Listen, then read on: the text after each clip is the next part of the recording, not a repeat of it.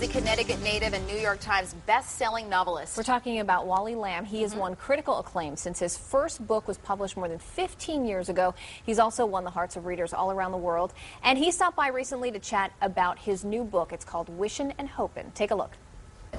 It's about a little boy named Felix Funicello. He's third cousins with the iconic Annette Funicello of Musketeer fame. Right, that's where the nonfiction comes in. Right. No relation at all. But you know, he's a lot like me when I was a kid. He's sort of, you know, curious about all the things that are coming around, you know, around puberty time, and he has two older sisters who are kind of bossy, and of course he's a little nerd with them. Felix goes to parochial school, and I never did, but one of the things that when I was writing this book, I find that whenever you talk to somebody and they say, "Oh, I was at parochial school," immediately the stories start rolling out. So I took good advantage of those. But is that how this book came about, from a lot of personal experiences? Is there a lot of you in this book? You know, I'd say it's about 50-50 if you can quantify something like that. And the book came about as largely because of a coincidence. The publisher called up one day last January and he said, "You know, Wally, why don't you think about writing a Christmas book?" And I was immediately like, no, that's too corny. I'm not going to write some sappy little thing like that. And then the very same day, a good friend said, "You know, you ought to write a Christmas book."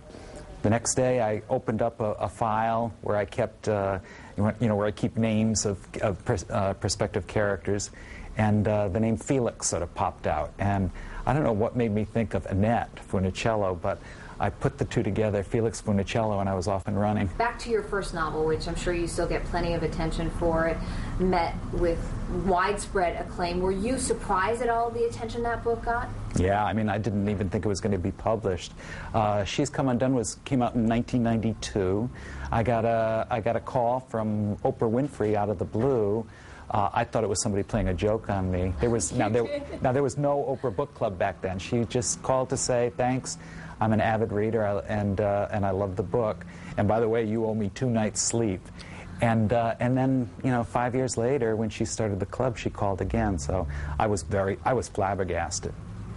And your books have such detail in them. I mean, how much goes into the researching of them as you're gearing up to write them? Right.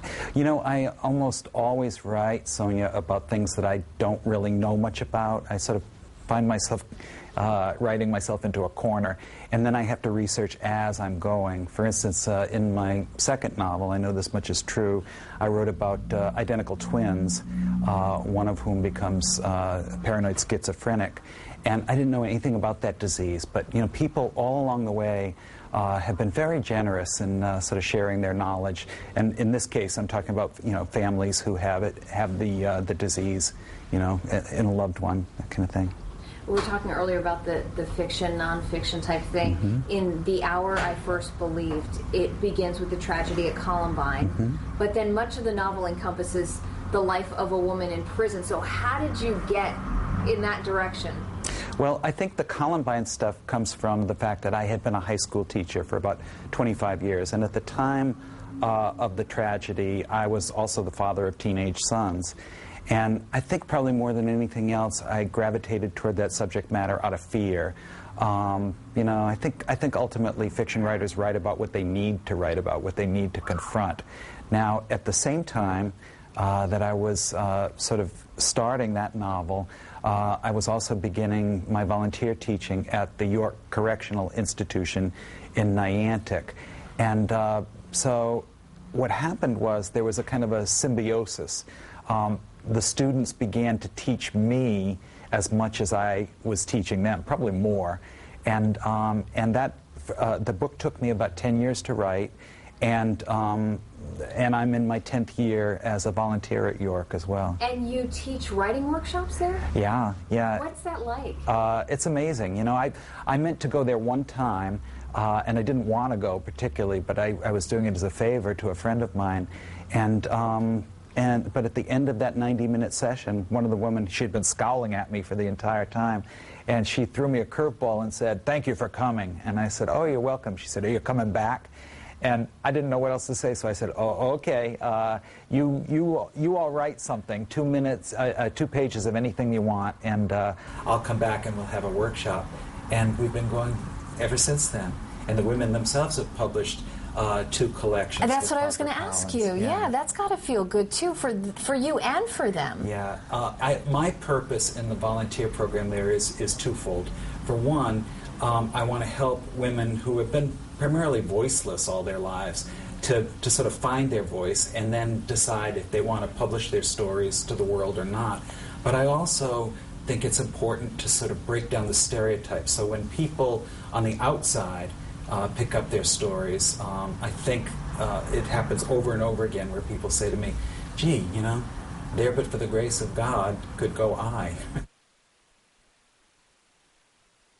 Unbelievable. It was really great to talk to you. And again, his new book is called Wishin' and Hopin', A Christmas Story. It's in stores now. And it's funny, he said, I think he talked about it in the interview, he was really never warm to the idea of writing a Christmas-type book.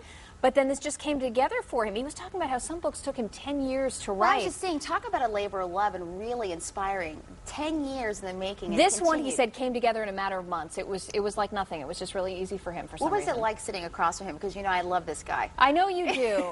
He was just so humble and so down to earth, and it was so great to talk to him, you know, talking about Oprah, just saying, like, is this a joke? Is this Oprah really calling me? And it sounded like his love is really with writing. It didn't sound like it was a big deal that Oprah came calling. No, it's true. You know? Yeah. And I will have to say, I do want to mention that he does a lot of the work in the prison systems, as he mentioned. That's how I first fell in love with this guy. I thought to myself, any writer who takes the time to go into our prison systems to kind of help these women find their voices, it's got to be a remarkable man, and I've been hooked ever since. I know this much is true. A fabulous book. Great read if you've not read it. Based in Connecticut, so make sure that you pick that book up as well. And the new one is Wishin' and Hopin', and he is working on that new novel. It has a deadline of 2014, so He's keep a a busy lookout man. for us. He Big is. time. All right, listen, everybody.